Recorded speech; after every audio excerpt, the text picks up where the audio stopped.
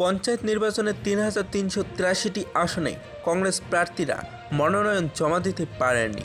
বিস্ফোরক দাবি তুলে সাংবাদিক সম্মেলনে সুদীপ রায় বর্মন। বিস্তারিত জানিয়ে দেব, সঙ্গে থাকবেন। পঞ্চায়েত নির্বাচনে গ্রাম পঞ্চায়েত এবং পঞ্চায়েত সমিতিতে ৩,৩৮৩টি আসনে কংগ্রেস প্রার্থীরা মনোনয়ন জমা দিতে পারেননি। এইদিকে রাজ্যের পরিস্থিতি নিয়ে রাজ্যপালের হস্তক্ষেপ চেয়ে কংগ্রেসের সংসদীয় দল এবং আজ সাংবাদিক সম্মেলনে এ বিষয়ে বিস্তারিত বক্তব্য রেখেছেন কংগ্রেস নেতৃত্ব। এই দিন সুদীপ রায় বর্মনের কথায়, গন্ডা ছাড়ার ঘটনায় একটি পরিলক্ষিত ষড়যন্ত্র। এই ষড়যন্ত্রের নির্দোষ যুবক পরমেশ্বরের রিয়াং শিকার হয়েছে। তেমনি রাজনগর ব্লকের বামফ্রন্টের সমর্থিত প্রার্থী হয়ে অপরাধ করেছিলেন বাদল শীল, তাই তাকে অপরাধের শাস্তি পেতে হয়েছে।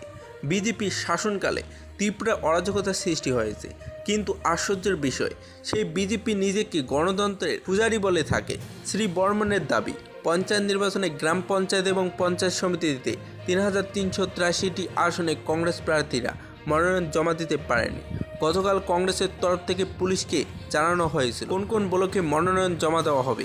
পুলিশের কাছে প্রার্থীদের নিরাপত্তা দেওয়ার জন্য আবেদনও করা হয়েছিল, তারপরও প্রার্থীরা মনোনয়ন জমা দিতে পারেনি। কংগ্রেসের মিছিলে বিজেপি আশ্রিত দুর্বৃত্তরা হামলা চালিয়েছে, তাই এটি হলো তীব্র গণতন্ত্রের চিত্র, প্রশাসনের নির্বিকার।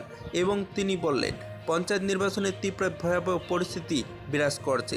আজ রাজ্যের আইন শৃঙ্খলা তলানিতে হয়ে ঠেকেছে। এই দিন তিনি বলেছিলেন, বিজেপি আশ্রিত দুর্বৃত্তরা দ্বারা 7বার আক্রান্ত হয়েছেন। অভিযুক্তদের পরিচয় থানায় মামলাও করা হয়েছিল, কিন্তু পুলিশ আজ পর্যন্ত একজনকেও আটক করতে ব্যর্থ হয়ে এবং মহিলা অসুরক্ষিত দুর্বৃত্তদের আক্রমণের শিকার হচ্ছে।